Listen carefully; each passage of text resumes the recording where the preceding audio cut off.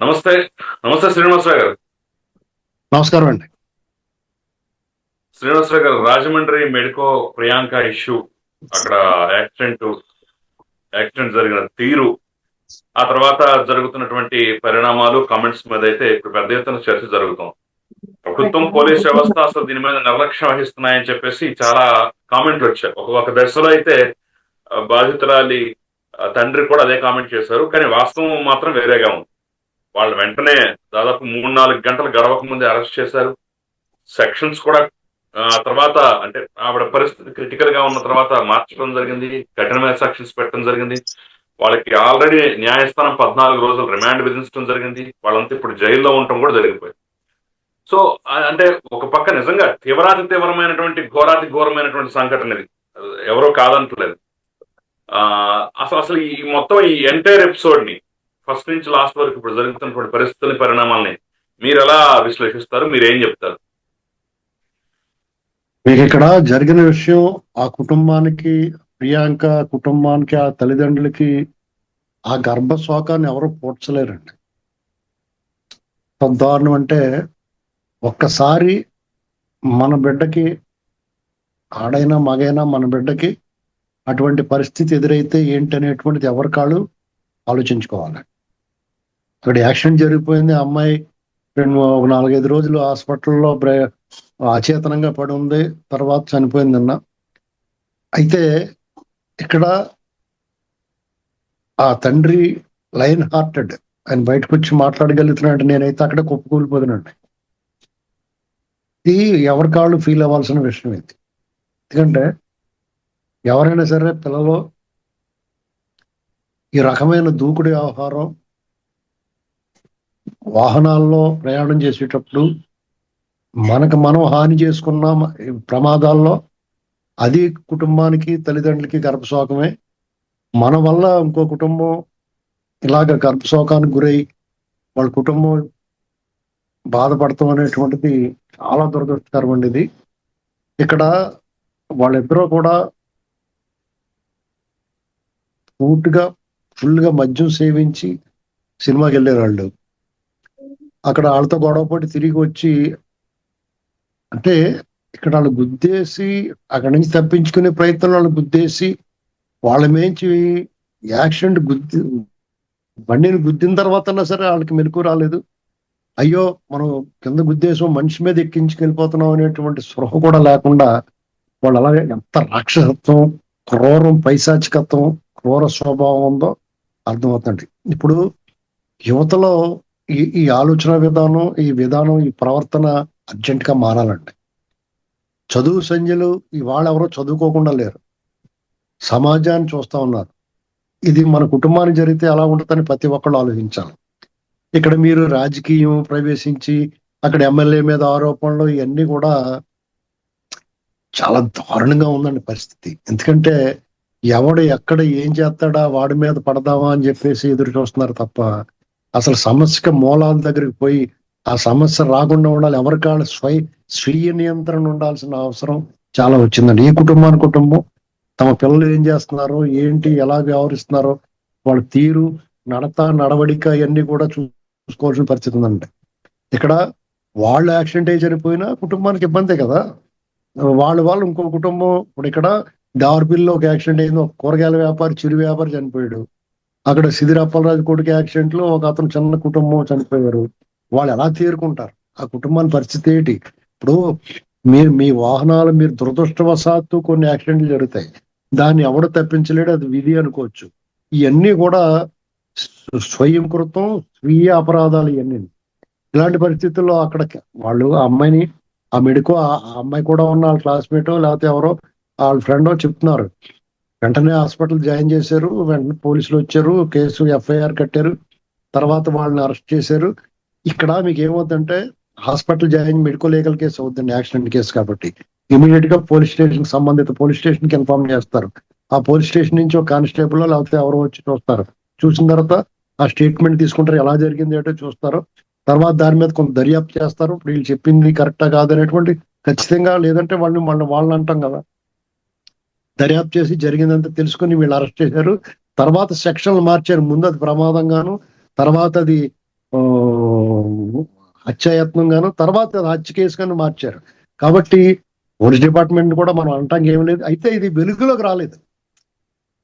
ఈ జరిగిన సంఘటన 2-3 రోజుల దాకా వెలుగులోకి వెలుగులో రాకుండా నిందితులు తొక్కి పెట్టారు, లేదంటే మాల్ యాజమాన్యమే వెలుగులోకి రాకుండా మొత్తాన్ని తొక్కి పట్టింది అనే ఆరోపణలు మొదటి 1-2 రోజులు బాగా గుప్పుమన్నాయి.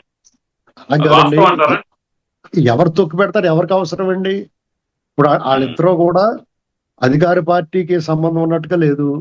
అలాగే ప్రతిపక్ష పార్టీకి కూడా సంబంధం ఉన్నట్టుగా ఏం బయటపడలా. డెఫినెట్ గా వాళ్ళు ఎవరో ఒకళ్ళ పార్టీకో దేనికో దానికి సంబంధించి ఉంటారు వాళ్ళు. కానీ అధికార పార్టీకి సంబంధం లేదు. ఆ ఎమ్మెల్యే గారు కూడా బయటకు వచ్చి వివరణ ఇచ్చుకోవాల్సి వచ్చింది ఈ రకమైన ప్రచారం వల్ల. మీకు ఏం జరుగుతుందండి? రాష్ట్రంలో ఎంత దారుణంగా ఉందండి పరిస్థితి. పెయిడ్ ఛానల్స్, పెయిడ్ ఆర్టిస్టులు ఎక్కువైపోయారు దీని మీద. ఇప్పుడు ప్రతిదీ కూడా ఎవరో ఒకళ్ళు పూయటానికి చూస్తా ఉన్నారు. అదే జరిగింది ప్రచారం. ఏదో ప్రభుత్వం మసిపూసి మారడిగా చేస్తుంది, ప్రభుత్వానికి ఇబ్బంది. ప్రభుత్వానికి ఏ రకంగా ఇబ్బంది పెడతారండి ఇందులో? అక్కడ ఎస్పీ గారు కానీ పోలీసు గారు స్పందించకపోయినా, వాళ్ళు వదిలేసినా, వాళ్ళు పట్టించుకోకపోయినా, ఇప్పుడు వాళ్ళు తీసుకెళ్ళి వాళ్ళకి ఏ ఎమ్మెల్సీ ఇచ్చి పక్కన కూర్చోబెట్టుకున్నా తప్పు. కానీ వాళ్ళకి అరెస్ట్. కానీ ఇక్కడ నేను ఈ అరెస్టులు ఇవన్నీ చూడలేదండి. ఆ కుటుంబం పడే బాధ ప్రతి ఒక్కళ్ళు ఫీల్ అవ్వాలి. ఫీల్ అయిన రోజున ఇటువంటి జరగడానికి ఇక ముందైనా ఆపొచ్చు. ఇది ఆలోచించాలి ఎవరైనా సరే. ఇప్పుడు ఎవరు శిక్ష డెఫినెట్ గా శిక్ష పడుతుంది. స్వయంగా ముఖ్యమంత్రి గారు స్పందించిన తర్వాత వాళ్ళు తోలు తీసేయండి అంటారు, వాళ్ళు వదిలిపెట్టే ప్రసక్తి ఉండదు. అయితే చాలదు వాళ్ళకి.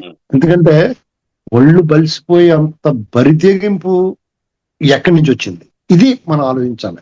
ఆ బరితెగింపు కారణం డెఫినెట్ గా పోలీస్ డిపార్ట్మెంట్. ఆ కోణంలో ఆలోచించాలి. పర్టికులర్ గా ఈ కేసు విషయంలో ఆ భయాన్ని పెట్టలేకపోవడానికి కారణం ఏంటి? ఎందుకు భయపెట్టలేకపోతున్నారు? ఈ గంజాయి బ్యాచ్ ని, ఈ మందు కొట్టి మద్యం సేవించి ఈ రకమైన విపరీత పోగొడలు పోయే వాళ్ళని, డ్రగ్ పెడలర్స్ ని, మత్తు పదార్థాలు సేవించే వాళ్ళు ఎందుకు అదుపు చేయలేకపోతున్నారు? ఈ విషయంలో డిపార్ట్మెంట్ బాధ్యత వహించాలి. వాళ్ళ మీదకి వస్తుంది. వాళ్ళే సమాధానం చెప్పారు. వాళ్ళు కేసు పెడతారు. సార్, పౌర సమాజం నుంచి కూడా అసలు వీళ్ళని ఎన్కౌంటర్ చేయాలి. ఇంత దారుణం ఏంటి? మీరు చిన్నపిల్లలను రేప్ చేసిన వాళ్ళని, లేదంటే ఆడవాళ్ళ మీద అత్యాచారం చేసినటువంటి వాళ్ళని ఏదో రకంగా కడతేరుస్తున్నారు, వాళ్ళే ఆత్మహత్య చేస్తున్నారని చెప్తున్నారు కదా. అలాంటప్పుడు వీళ్ళను మాత్రం ఎందుకు బతికించాలి? వీళ్ళను మాత్రం ఎందుకు ఇది చేయాలి? వీళ్ళను కూడా నడి రోడ్డు మీద ఎన్కౌంటర్ చేస్తే దిశ ఎన్కౌంటర్ లాగా మీకు పేరు వస్తుంది కదా అని చెప్పేసి పౌర సమాజం నుంచి కూడా పాపం ఆగ్రహావేశాలు, తీవ్ర స్పందన వస్తున్నాయి. వాళ్ళ ఆగ్రహావేశాలు మనం తప్పుపట్టలేం కానివ్వండి. మీ అభిప్రాయం? అలాగే పౌర సమాజం అన్నిసార్లు పౌర సమాజాన్ని మనం పరిగణనలో తీసుకోకూడదండి. ఎందుకంటే పౌర సమాజం అరాచకవాది, అవినీతిపరుడు, దోపిడీ చేసిన వాడు, బందిపోడు దొంగ జగన్మోహన్ రెడ్డి ముఖ్యమంత్రిగా ఎన్నుకున్నారు పౌర సమాజం. అది గుర్తుపెట్టుకోవాలి మీరు. కాబట్టి ఆ పౌర సమాజం ఆవేశకావేశాలకు అనుగుణంగా వ్యవస్థలు పనిచేయమంటే, అయితే పౌర సమాజం స్పందన ఒకసారి కొవ్వొత్తులు వెలిగించి ఈ అమ్మాయికి సానుభూతి చెప్తుంటే వదిలేస్తున్నారు. పౌర సమాజం అందరూ వాళ్ళ ఎందుకు అలా జరుగుతుంటే అక్కడ అందరూ చూస్తూ కూర్చున్నారండి. అక్కడ ఎవరైనా కనీసం పరిగెత్తుకెళ్ళి వాళ్ళు సాయం చేసి అమ్మాయిని లేపుదామని ప్రయత్నం, వీడియోలు రిలీజ్ అయినాయి కదా, చూస్తున్నాం కదా. మొన్న ఎక్కడో కానీ నడి రోడ్డు మీద ఆ గొంతులు కోస్తుంటే చుట్టూ చూస్తూ కూర్చున్నారు జనం. పౌర సమాజానికి వాళ్ళది ఏం పోయిందండి? ఒక అరుపు అరుపుతారు, అయ్యో పాపం అంటున్నారు. ఆ కుటుంబం అప్పుడు వాళ్ళ నాన్నగారిని చూస్తుంటే నాకు గుండె చెరువైపోయిందండి. ఆయన కన్నా ఎక్కువ దుఃఖం వచ్చింది నాకు. ఎందుకంటే మనకి బిడ్డలు ఉన్నారు కదా. ఒకసారి ఊహించుకోండి, మన పిల్లలకి అలా జరిగితే ఏంటి పరిస్థితి అని. ఎందుకంటే prevention is better than cure అండి. మీకు చికిత్స కంటే నివారణ ముఖ్యం. ఇటువంటి నేరాలు జరిగిన తర్వాత వాళ్ళు శిక్షించడం కంటే నేరాలు జరగకుండానే ఇటువంటి జరగకుండా ఉండడానికి దీన్ని ప్రత్యేకించి ఆ డిపార్ట్మెంట్, ఆ ఇంటెలిజెన్స్ డిపార్ట్మెంట్లు ఇలాంటివన్నీ ఉంటాయి. ఆ ఇంటెలిజెన్స్ డిపార్ట్మెంట్ ఎందుకుందని ఐటీ పార్టీ అంటారు ఉన్నాయి. వాళ్ళు ఏం చేస్తారు? ఇటువంటి వాళ్ళ మీద కథలకల మీద కొన్నేసి ఉంచాలి. అన్ని కాలేజీల దగ్గర, మాల్స్ దగ్గర ఈ మద్యం సేవించి ఈ రకమైన అల్లర్లు చేసి వాళ్ళందరి మీద దృష్టి పెట్టాలి. వాళ్ళందరినీ అదుపులో తీసుకోవాలి. అప్పుడప్పుడు కౌన్సిలింగ్ ఇవ్వాలి, ఫుల్ కోటింగ్ ఇవ్వాలి. ఆ స్వేచ్ఛ అంతా కూడా పోలీస్ డిపార్ట్మెంట్కి ఎప్పుడూ ఉంది. గతంలో వ్యాస్ గారు కానీ, సురేంద్రబాబు కానీ ఇలాంటి వాళ్ళందరూ కూడా చాలా మంది ఆఫీసర్స్ రౌడీ షీటర్లని, ఈ టైపు గంజాయి బ్యాచ్లు అందరినీ పిలిచి ఫుల్ కోటింగ్ ఇచ్చేవారు, అదుపులో ఉండేవారు. అలా ఎందుకు చేయట్లేదండి? ఇప్పుడు చంద్రబాబు నాయుడు గారు మార్క్ పరిపాలన అంటే అదే. చంద్రబాబు నాయుడు గారు ఏమైనా వీళ్ళని అడ్డుకుంటున్నారా? చట్టాన్ని పందం చేసుకోమంటున్నారు కదా, ఎవరిని వద్దన్నారండి? మీకు ఇప్పుడు పౌర చంద్రబాబు సమాజం నాయుడు మీరు ఆయన మీరు మీరు ప్రతిస్పందన పౌర కూడా సమాజం సరిపోవట్లేదు అంటున్నారు కదా. అదే మీరు పౌర సమాజం సోషల్ గురించి మీడియాలో చాలా తక్కువ ప్రతిస్పందించారు. ఏదో తీవ్ర నిర్లక్ష్యం అని చెప్పేసి చిన్న పదజాలం వాడారు. అసలు అంత చిన్న పదజాలం ఎట్లా, అసలు మీరు దీన్ని ఎలా సమర్థిస్తున్నారు అన్నట్టుగా కొంత ఆయన మీదే కొన్ని కామెంట్లు వస్తున్నాయి. ఏమండి, మీకు అటువంటి వ్యాఖ్యలు చేసిన వాళ్ళు విపరీత మనస్తత్వంతో ఉంటున్నారండి. చంద్రబాబు నాయుడు గారు లేదా లోకేష్ గారు ప్రతి చర్యని ప్రతి మాటని తప్పటి రంధ్రాన్వేషకులుగా మారిపోయి వాళ్ళ గురించి మనం పట్టించుకోకూడదు, లేకపోతే కోర్టు వాళ్ళని ఇగ్నోర్ చేయాలి మనం. ఇక్కడ జరిగింది ఏంటంటే చంద్రబాబు, ఇప్పుడు మీరు పౌర సమాజం గురించి మాట్లాడారు. సాయి కృష్ణ విషయంలో పౌర సమాజం ఎలా స్పందించింది, ప్రత్యర్థి పార్టీ ఎలా స్పందించిన ఒక రకమైన వాతావరణం క్రియేట్ చేశారు. అక్కడ నాగరాజు ఏ పోలీస్ అన్నా ఏ రకమైన ధైర్యం చేస్తాడంటే ఎవరి మీద చర్య తీసుకోవడానికి? ఆ సిఐ నాగరాజు గారు అరెస్ట్ అయిపోయి ఇవాళ ఆయనకు వ్యతిరేకంగా మాట్లాడిన లాయర్ గారు సారీ అన్నా అని చెప్పేసి అన్నదనేటువంటి వార్తలు వచ్చినాయి. ఇప్పుడు పోలీస్ డిపార్ట్మెంట్ ఎలా స్పందించాల్సి వస్తుంది? ఇప్పుడు నేనే అన్నాను, పోలీస్ డిపార్ట్మెంట్ స్పందించట్లేదు సరిగ్గానని. ఎలా స్పందిస్తుంది? ఇక్కడికిక్కడే కాన్ఫ్లిక్ట్ వచ్చింది కదా, కాంట్రాస్ట్ వచ్చింది కదా, వాదనలో నా వాదనలోనే కాంట్రాస్ట్ కనపడుతుంది కదా. వాళ్ళు ఎలా స్పందించాలి? సీరియస్ గా స్పందించి వాళ్ళు మోకాలు చెప్పులు తీసేశారనుకోండి, అదిగో మోకాలు చెప్పులు తీసేస్తారా, చట్టం ఉంది కదా, చట్ట ప్రకారం వెళ్ళాలి కదా అని రేపొద్దున సిపిఐ నారాయణ గారు లాంటి వాళ్ళు వీళ్ళందరూ వస్తారు బయటికి, సిపిఎం మధు గారు లాంటి వాళ్ళు. మరి ఏం చేయాలండి వాళ్ళు? సజ్జనారు ఒక ఎన్కౌంటర్ చేసాడు అప్పట్లో. ఇప్పటికే కింద ఆఫీసర్లు అందరూ బలైపోయారు. సజ్జనారు బాగానే ఉన్నాడు, అవునా కదా? చిన్న ఆఫీసర్ ఇప్పుడు ఇక్కడ సిఏ నాగరాజు విషయంలో అంతే. ఆ కానిస్టేబుల్స్ అందరూ బుక్ అయిపోతున్నారు. అక్కడ ప్రభుత్వం ఎంతవరకు బాధ్యత వహించగలుగుతుంది అంచుకునే వాళ్ళు ముందుగానే కఠినమైన చర్యలకు ఆదేశించాలి. ముఖ్యంగా వైసీపీ వాళ్ళు ఇలాంటి వాటిలో కనపడితే వాళ్ళందరినీ తుక్కు రేగొట్టేదని చెప్పాలి. వాళ్ళు తుక్కు రేగొట్టేస్తే మొత్తం సెట్ అయిపోతుంటాయి. ఇలాంటి వాళ్ళందరికీ భరోసా, ధీమా, ధైర్యం ఎవరంటే వైసీపీ. మనం ఏమైనా చేయొచ్చు, వాళ్ళు వెనకాల వీళ్ళు ఉంటారనేటువంటి ధీమా కనపడతా ఉంటది వాళ్ళకి. మీకు జిందా తెలస్మాత్ లాగా వైసీపీ అధికారంలోకి వచ్చి ప్రతిపక్షంలోకి వచ్చిన తర్వాత ఈ దరిద్రాలు దురాఘాతాలు ఎక్కువైపోయినాయండి.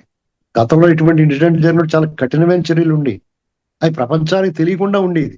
వాళ్ళు ప్రతిదీ బహిరంగంగా అవుతుంది కాబట్టి పోలీసులు కూడా జాగ్రత్త పడాల్సిన పరిస్థితి ఏర్పడింది. వాళ్ళు తప్పేముందండి అక్కడ?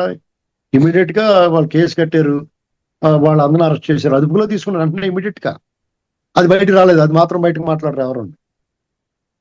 ఇక్కడ మనం ఆలోచించాల్సింది ఏంటంటే ఆ కుటుంబానికి జరిగిన అన్యాయం. ఉత్తుకున్న బాగా చదువుకున్న డాక్టర్, బాగా చదువుకొని అక్షం ముక్కరా అని అమ్మాయిని ఎలా చనిపోయినా కుటుంబానికి అదే గర్భశోకం ఉంటుంది. ఇక్కడ మనకి అదనంగా నష్టం ఏంటంటే ఒక పీజీ చదువుతున్న వైద్య విద్యార్థిని, దేశానికి ఉపయోగపడే మనిషి. ఇక్కడ మీరు గమనించండి, ఒక సాధారణ యువత చనిపోతే ఆ కుటుంబానికి నష్టం, కానీ ఈ అమ్మాయి చనిపోవటం వల్ల ఆ కుటుంబానికి కాక మనందరికీ కూడా నష్టం. ఈ కోణంలో ఎవరు ఎందుకు ఆలోచించట్లేదు? ఇప్పుడు పోలీసులు తిట్టుకుంటే ఏమవుద్దండి, వాళ్ళు చేసి పని వాళ్ళు చేస్తారు, వాళ్ళకి ఎలాంటి అలవాటు అయిపోయి దులిపేసుకుంటారు. ప్రభుత్వం కూడా కఠినంగానే వ్యవహరిస్తుంది. చంద్రబాబు నాయుడు గారు తీవ్ర నిర్లక్ష్యం అంటే నిర్లక్ష్యమే కనపడింది అక్కడ. ఇమీడియట్ గా ఈ అరెస్ట్ జరిగింది, ఈ వాతావరణం ఇదంతా జరిగింది అనేటువంటి పబ్లిక్ కాళ్ళే ప్రెస్ రిలీజ్ చేయాల్సింది, రిలీజ్ చేయలేదేమో. మీడియా కూడా అప్పుడు సాక్షి మీడియా మాత్రం చూపించిందా జరిగినట్టుని? ఇప్పుడు మీడియా చూపించలేదు అంటున్నారు. సాక్షి మీడియా, సాక్షికి అనుబంధం కట్టి ఇలాంటి బోళ్ళని ఉన్నాయి కదా ఇంకా వాళ్ళ గ్యాంగ్, వాళ్ళు ఎవరో చూపించారా? కాబట్టి ఇది మనం అక్కడ వాళ్ళిద్దరూ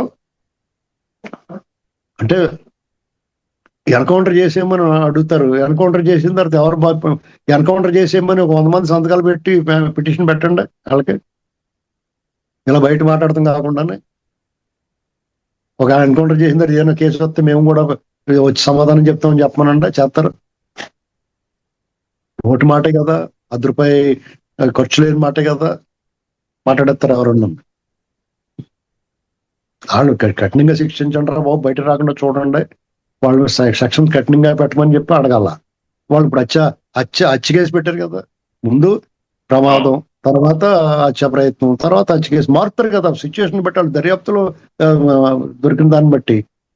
కళ్ళ ముందే జరిగింది, ఇప్పుడు ఇక్కడ మనం ఇవన్నీ మాట్లాడుతున్నాం. రేపు న్యాయస్థానాల్లో ఇది ఏ రకంగా ఉంటది? రేపు వద్ద డిఫెన్స్ వాదించి కూడా ఇన్ని రకాలుగా వాదిస్తాడు. దాని గురించి మర్చిపోతున్నాం మనం. ఎవరు దాని గురించి వ్యవస్థల్లో సరిగ్గా విచారణ జరిగితే జగన్మోహన్ రెడ్డి రోడ్డు మీద ఎంచుకుంటాడు 13 ఏళ్ల నుంచి. ప్రజలందరూ కూడా దాని మీద పోరాడాలి. జంజీ యుద్ధం చేయాల్సింది వ్యవస్థల మీద. సత్వరం వేగంగా విచారణ జరగాలి, వేగంగా శిక్షలు పడాలి, దొంగలు బయట తిరగకూడదు అనేటువంటి దాని మీద జంజీ ఉద్యమం చేయాలి. అప్పుడు ఈ దేశం బాగుపడుతుంది.